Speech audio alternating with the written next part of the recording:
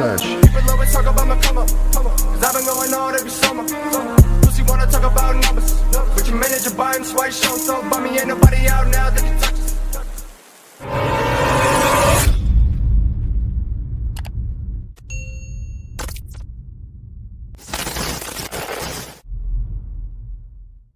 Sekarang kita bahas mengenai Katolik. Kita orang Katolik, gereja kita gereja Katolik.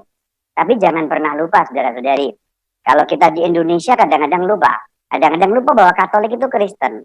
Nama lengkapnya kan sebenarnya Gereja Kristen yang Satu Kudus Katolik dan Apostolik. Disingkat Gereja Katolik. Jadi jangan pernah lupa kita adalah orang Kristen. Kristen yang Katolik. Maka kita akan lihat seperti apa gereja Katolik dari asal mulanya. Ayat yang menjadi landasan adalah Matius 16 ayat 18. Ini menjadi landasan yang sangat kuat. Ayat yang dapat kita temukan dalam Alkitab. Di mana Yesus Kristus diceritakan akan mendirikan gerejanya. Kalau kita baca dalam terjemahan bahasa Indonesia, terjemahan TB, bunyinya begini. Aku pun berkata kepadamu, akunya Yesus, munya Petrus. Engkau adalah Petrus. Dan di atas batu karang ini aku akan mendirikan jemaatku. Perhatikan yang saya cetak dengan warna kuning. Terjemahan bahasa Indonesia itu mengatakan jemaat. Tetapi terjemahan ini tidak terlalu akurat. Kita bisa membuka terjemahan yang lain. Yaitu terjemahan bahasa Indonesia dalam versi BIMK. BIMK itu apa? Bahasa Indonesia Masa Kini atau BIS. Terjemahan ini sedikit lebih akurat. Kita lihat. Engkau adalah Petrus, batu yang kuat. Dan di atas alas batu inilah aku akan membangun, baca sama-sama, membangun apa? Gerejaku. Jadi terjemahan yang ini lebih akurat. Terjemahan yang benar jemaatku atau gerejaku, Romo? Ayo kita lihat terjemahan yang lain supaya kita bisa bandingkan. Saya bukakan terjemahan bahasa Inggris. Dan saya buka terjemahan bahasa Inggris bukan terjemahan yang versi Katolik. Karena kalau diterjemahkan atau saya buka terjemahan versi yang Katolik, nanti orang masih bisa bilang, itu kan terjemahan Katolik, itu dikarang-karang tuh terjemahannya. Saya sengaja kutip terjemahan Alkitab dalam bahasa Inggris yang bukan terjemahan gereja Katolik. KJV itu bukan terjemahan Katolik. King James Version, yaitu bukan terjemahan Katolik ya. Lihat terjemahannya. Lihat terjemahnya yang saya beri warna kuning. Ya. I will build my church. Dan perhatikan yang ditulis di sana itu dalam bentuk tunggal satu, yaitu church. Church itu satu. Kalau churches itu berarti banyak. Berarti dikatakan dalam ayat Injil Matius 16:18 itu disebut my church. Gerejaku, yang artinya satu gereja. Berarti gereja yang didirikan oleh Sang Kristus itu tidak ada banyak. Hanya ada satu gereja di atas muka bumi ini yang langsung didirikan oleh Sang Kristus. Ini bahasa Inggrisnya. Sekarang saya kutipkan bahasa Latinnya. Nova Vulgata, Alkitab resmi dalam bahasa Latin untuk gereja Katolik. Et ego dico tibi, ya ego, aku dico berkata tibi kepadamu. Tu es Petrus, ya. Tu kamu adalah Petrus. Kamu itu Petrus. Kamu adalah Petrus. Et super hang Petram. Super di atas. Hang ini Petram batu karang. Di atas batu karang ini. Edificabo. Akan mendirikan. Jadi itu futurum. Future ya. Will. I will.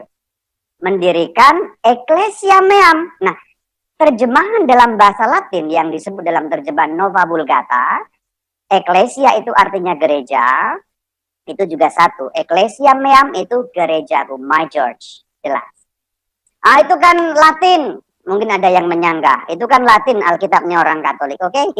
Kalau sekarang saya kutipkan Alkitab yang asli dalam bahasa Yunani, silakan dibaca. Bagian yang warna kuning itu ya, bagian yang warna kuning, silakan dilihat bagian yang warna kuning. Bagian yang saya beri warna kuning itu berbunyi mo tin ecclesian. Jadi itu mo tin ecclesian. Mo itu my, tin itu kata sambungnya. Ecclesian itu satu eklesia gereja, my church. Jadi sebenarnya di dalam Injil Matius 16 ayat 18 sudah sangat jelas Sang Kristus punya rencana mendirikan gereja. Satu gereja. Ini terjadi kira-kira 2 tahun sebelum Pentakosta. Kira-kira 2 tahun. Maka dikatakan I will ya, I will. Aku akan. Aku akan. Dalam bahasa Indonesia juga aku akan. Berarti belum terjadi.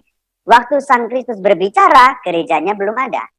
Lalu kapan terjadi gerejanya itu? Setelah Sang Kristus naik ke surga, saudara-saudari. Sebelum naik ke surga kan memberi amanat ini. Karena itu pergilah, jadikanlah semua bangsa muridku, baptislah mereka dalam nama Bapa dan Putra dan Roh Kudus dan seterusnya. Nah, setelah memberi amanat seperti ini, Sang Kristus naik ke surga. Beberapa hari kemudian Roh Kudus turun. Kisah Rasul 2 ayat 1. Setelah 40 hari menampakkan diri, kemudian novena 9 hari, Roh Kudus turun. Nah, pada hari Pentakosta semua orang percaya berkumpul dan seterusnya, ayat 4. Maka penuhlah mereka dengan Roh Kudus. Janji atau nubuat mengenai gereja tadi terpenuhi. Tadi kan dikatakan I will, aku akan. Inilah terjadinya gereja pada hari Pentakosta. Petrus bangkit dalam Kisah Rasul 2 ayat 14. Kemudian Petrus berkhotbah, berhomili bersama dengan 11 rasul yang lain. Hasilnya apa? Hasilnya adalah terbentuk gereja Katolik. Kisah Rasul 2 ayat 41. Ketika dikatakan orang-orang yang menerima perkataannya itu dibaptis. Dan pada hari itu juga jumlah mereka bertambah kira-kira 3.000 jiwa. Inilah terbentuknya gereja Katolik persis seperti yang dijanjikan dalam Injil Matius tadi. Jadi inilah pembentukan gereja Katolik. Ketika sebelumnya dikatakan aku akan, dan ini sekarang sudah terjadi. Dan gereja memang sejak awal sudah Katolik. Gereja sudah Katolik, meskipun istilahnya belum.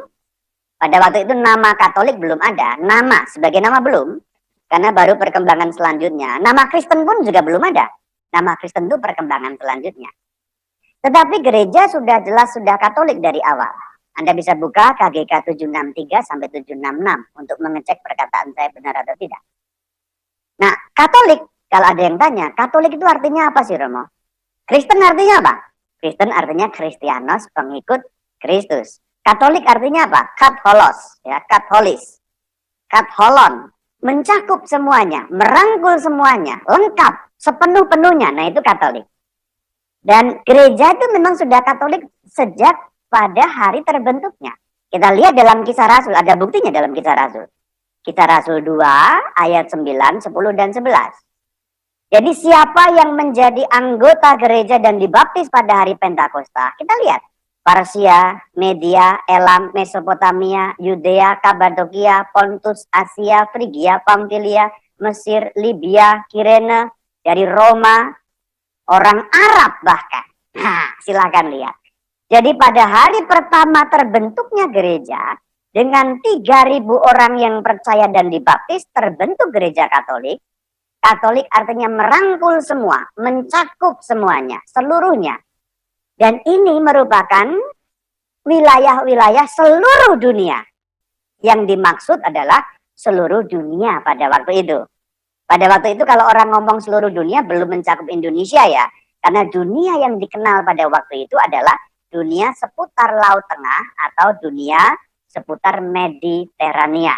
Yaitu Eropa, Asia Barat sekarang, Timur Tengah, dan Afrika bagian utara. Itulah dunia yang dikenal pada waktu itu. Dan ini semua yang disebutkan dalam Kisah Rasul 9 ayat 10 dan 11, ini seluruh dunia yang dikenal pada waktu itu. Berarti gereja sudah Katolik dari awalnya. Kalau sekarang saya perluas, kalau ada yang tanya, Katolik itu ada di Alkitab nggak sih, Romo? Kata Katolik ada. Kalau kita buka Kisah Rasul 9 ayat 31, tidak saya cantumkan di sini, tapi Anda bisa buka. Nanti dikatakan seluruh jemaat. Nah, itu kalau dalam bahasa Indonesia memang tidak kelihatan.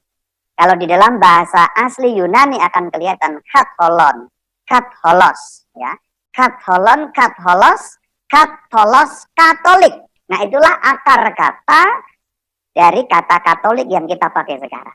Sudah ada Kisah Rasul 9:31. Tapi Anda harus buka di dalam Alkitab bahasa Yunani ya. GNT ya, Greek New Testament. Kalau Anda buka dalam terjemahan tidak kelihatan, hanya akan muncul seluruh gereja begitu. Jadi kalau kita buka dalam Alkitab bahasa Yunani asli, kita baru lihat ada kata Katolik di dalam Alkitab? Ada. Bahkan sebelum kata Kristen muncul, kata Katolik sudah ada. Dalam bab 9, kata Kristen baru muncul dalam bab 11. 11:26. Nah, itu nama-nama selanjutnya.